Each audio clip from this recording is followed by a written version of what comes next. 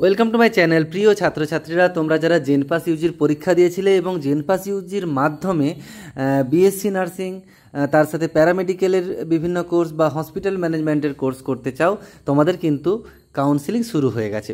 তো তোমাদের first round কাউন্সিলিংয়ের জন্য তোমাদের কিন্তু রেজিস্ট্রেশন প্রসেস করতে হবে এবং তার সাথে চয়েস ফিলিং করতে হবে। চয়েস ফিলিংটা কিন্তু ভীষণ ইম্পর্ট্যান্ট। বেসিক্যালি চয়েস ফিলিংয়ের জন্যই আজকের এই ভিডিওটা বানানো। তো ফুল কাউন্সিলিং প্রসেস নিয়ে আমার ভিডিও আগেও রয়েছে, আমি ডিসক্রিপশন বক্সে দিয়ে দিচ্ছি।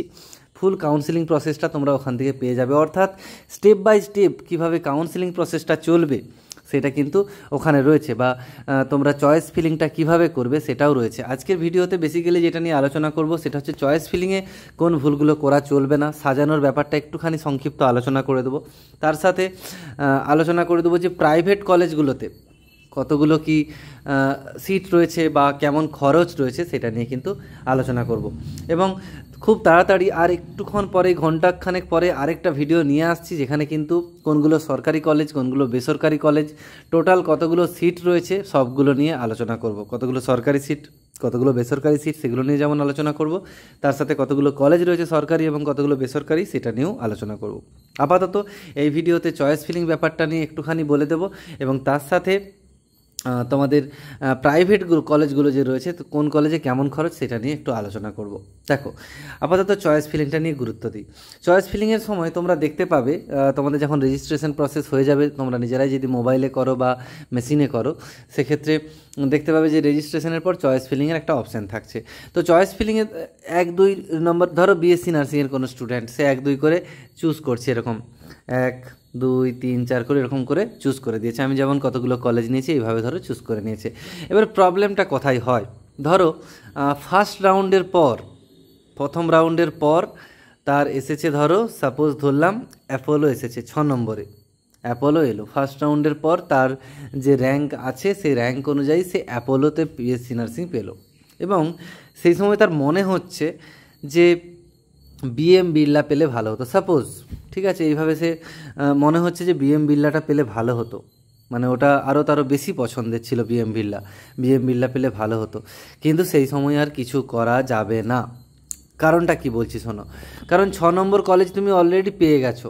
এবার যদি তুমি আপগ্রেড করাও পরের রাউন্ডের জন্য, 1 মিনিট, এবার যেটা বলছিলাম, তুমি ধরো অ্যাপোলো পেয়ে গেছো অলরেডি, এবার পরের রাউন্ডের জন্য তুমি আপগ্রেডেশন করছো। তাতে কি হবে, তোমার কিন্তু 1 থেকে 5 পর্যন্ত 6-এর উপরে যেই কলেজগুলো রয়েছে, অর্থাৎ আরজি কর আসতে পারে, এনআরএস আসতে পারে, কলকাতা মেডিকেল আসতে পারে, মেদিনীপুর মেডিকেল আসতে পারে, বাঁকুড়া মেডিকেল, অর্থাৎ তুমি যেহেতু 6 নম্বরটা পেয়ে গেছো, তো আপগ্রেডেশন মানে হচ্ছে 6-এর আগে যেগুলো তোমার চয়েস ফিলিং করা রয়েছে, অর্থাৎ 1 থেকে 5 পর্যন্ত, সেগুলো তুমি পেতে পারো, ঠিক আছে। অথবা যদি না আপগ্রেড করা যায় বা তোমার র্যাঙ্কে যদি না আর আসে, তাহলে তোমার অ্যাপোলোটাই রয়ে যাবে, চিন্তা করারও কিছু নেই। হয় 1 থেকে 5 পর্যন্ত আসবে আপগ্রেডেশন করলে, অথবা 6 নম্বরে যেটা অ্যাপোলো পেয়েছিল সেটাই রয়ে যাবে, কিন্তু এর নিচে কখনো যাবে না। তোমার কিন্তু আর কখনোই হবে না যে 7 নম্বরে বিএম বিড়লা, ওইটা 6 নম্বরের পরে যেগুলো রয়েছে কলেজ, সেগুলো আর তুমি কখনোই পাবে না, যতই আপগ্রেডেশন করো, যাই করো বা যাই করে থাকো, সেগুলো কিন্তু আর কখনোই পাবে না। সেই জন্যই তোমাদেরকে বলি, যদি কারো হয়তো ইচ্ছে হলো যে বিএম বিড়লা পেলে ভালো হতো, অ্যাপোলো পেয়েছে, তখন মনে হচ্ছে বিএম বিড়লা, তাহলে তোমাকে চয়েস ফিলিংই চেঞ্জ করা উচিত ছিল, যে 6 নম্বরে তোমাকে বিএম বিড়লা দেওয়া উচিত ছিল, ঠিক আছে, তারপরে এই 7 নম্বরে দেওয়া উচিত ছিল অ্যাপোলো, সেইভাবেই করা উচিত ছিল, ঠিক আছে। এইটা শুধু মাথায় রাখবে যে সব থেকে প্রায়োরিটি যার বেশি সেটাকে 1 নম্বর, সেকেন্ড প্রায়োরিটি 2 নম্বর, থার্ড প্রায়োরিটি 3 নম্বর, এরকম যেন না হয় 10 নম্বর পেয়ে তোমার মনে হলো 12 নম্বরে যেই কলেজটা দিয়েছি সেটা পেলে ভালো হতো, তাহলে 12 নম্বরটাকে 10-এ দাও, 10টায় 12টাকে দাও। বুঝতে পারছো বিষয়টা কি বলছি আশা করি। এবারে কোন কলেজে কেমন খরচ সেটা নিয়ে একটুখানি হিন্ট দিয়ে দিচ্ছি। দেখো, সেটা হচ্ছে যে বিএসসি নার্সিং প্রাইভেট কলেজগুলোতে যে খরচের ব্যাপারটা বলছি, তো 1 মিনিট, দেখো, যেগুলো কম থেকে শুরু হয়েছে মোটামুটি প্রাইভেট কলেজে সব থেকে কম খরচ বলতে পারি আপাতত যে লিস্টটা আমার কাছে রয়েছে, যদিও এটা আগের বছরের ফি স্ট্রাকচার, হয়তো বাড়তেও পারে কিছুটা, অথবা কমবে, আশা করি কমবে না, বাড়তেই পারে। তো সব থেকে কমে যেটা দেখতে পাচ্ছি মা সারদা যেটা রয়েছে, সেটাতে দেখতে পাচ্ছি এখানে 4,31,000 টাকা রয়েছে। এটা তোমার 4 বছরের কোর্স ফি, মানে 8টা সেমিস্টারের ফিস, তার সাথে রয়েছে 72,000, এটা রয়েছে হোস্টেল ফিস, মোট দেয়া রয়েছে এখানে 5,03,000 মোট। এটা হচ্ছে কিন্তু মা সারদাতে খরচ। তারপরে দেখো মাতৃভবনে খরচ রয়েছে, টোটালটা আমি বলছি, হোস্টেল চার্জ এবং একদম ফিজ নিয়ে বলছি। মাতৃভবনে রয়েছে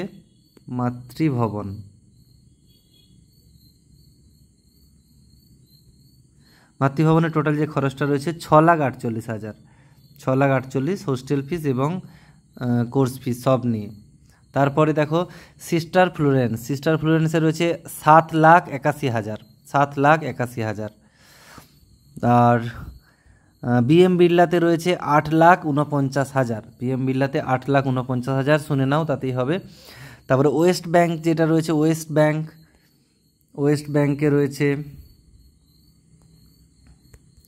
এখানে মোট খরচ দেখতে পাচ্ছি এটা হচ্ছে 8,37,000, 8,37,000 টোটাল খরচ হোস্টেল ফিস নিয়ে।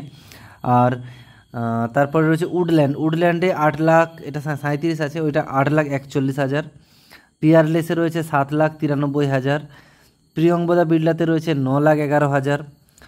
সেবাব্রততে রয়েছে 9,28,000। শোভারানিতে রয়েছে 9,93,000, সব থেকে বেশি 9,93,000 দেখলাম শোভারানিতে, প্রায় না হলে 8-এর কাছাকাছি, সবগুলো 8 লাখের মতো। অ্যাপোলোতে সব এখানে আরও বেশি 10,88,000। তারপরে বিপি পোদ্দারে আরও বেশি 11,14,000, ঠিক আছে। তারপরে বেলারানিতে রয়েছে 9,50,000। চারনকে 10,62,000, সঞ্জীবনে 10,64,000, এরকম মোটামুটি ফি স্ট্রাকচারগুলো রয়েছে, ঠিক আছে। আশা করি বুঝতে পারছো। আচ্ছা, আরেকটা বিষয় যেটা কোনগুলো গভর্নমেন্ট কলেজ কোনগুলো প্রাইভেট কলেজ একটুখানি বলে দিচ্ছি, পরবর্তী সময় তোমরা যদি চাও আবার আলাদা করে আমি ভিডিও নিয়ে আসবো, দেখে নাও একটু। আচ্ছা, আপাতত গভর্নমেন্ট কলেজ কোনগুলো চয়েস ফিলিংয়ে তোমাদের তাহলে সুবিধা হবে, গভর্নমেন্টগুলো বুঝে নাও, এগুলো ছাড়া যেগুলো থাকবে সেগুলো কিন্তু প্রাইভেট, মনে রেখো। গভর্নমেন্ট কলেজগুলো দেখে নাও। 1 নম্বর রয়েছে college of nursing Asansol ESI hospital, এটা আসানসোল ইএসআই হসপিটাল। তারপরে রয়েছে college of nursing Bankura Sammilani medical college, এগুলো কিন্তু গভর্নমেন্ট, ঠিক আছে। গভর্নমেন্টগুলো আপাতত বলছি আমি। তারপর দেখতে পাচ্ছ এখানে 3 নম্বরে রয়েছে বর্ধমান মেডিকেল কলেজ, তারপরে CNMCH, তারপরে এটা রয়েছে medical college and hospital Kolkata, তারপরে Medinipur government medical college Medinipur. তারপরে দেখো college of nursing North Bengal medical college, তারপরে NRS, তারপরে RG কর, তারপরে এটা কি নার্সিং শ্রীরামপুর। কলেজগুলো শুধু দেখে নাও কোন কলেজগুলো। Government college of nursing Birbhum, তো COM সাগর দত্ত, তারপর এটা রয়েছে দেবেন মাহাতো রামপুরহাট বীরভূম।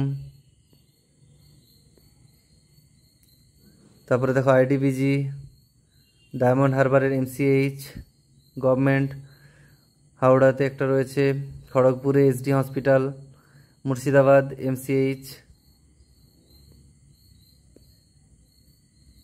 উলুবেড়িয়া SD হসপিটাল, তার মাতঙ্গিনী গভর্নমেন্ট, তমলুক, শান্তিনিকেতন গভর্নমেন্ট, বোলপুর, কল্যাণী রয়েছে, SSKM আছে, SSKM হসপিটাল। মোটামুটি এইগুলো গভর্নমেন্ট কলেজের লিস্ট, ঠিক আছে। গভর্নমেন্ট কলেজ এগুলো বাদ দিয়ে যেগুলো থাকবে কিন্তু সব প্রাইভেট। গভর্নমেন্টের সিট দেখতে পাচ্ছ, টোটাল সিট রয়েছে গভর্নমেন্টের ক্ষেত্রে 1,685 এবং জেনারেল রয়েছে 726। এটা OBC A 160, OBC B 113, SCটা একটু বেশি থাকে 358, STটা হচ্ছে 95 আর এটা EWS 160, ঠিক আছে। পরবর্তী সময় আরেকটা ভিডিও নিয়ে আসবো টোটাল সিট রিলেটেড, এখানে রাখবো। সবাই খুব ভালো থেকো, সুস্থ থেকো, ভালোভাবে কাউন্সেলিং করে নিও। Thanks for watching.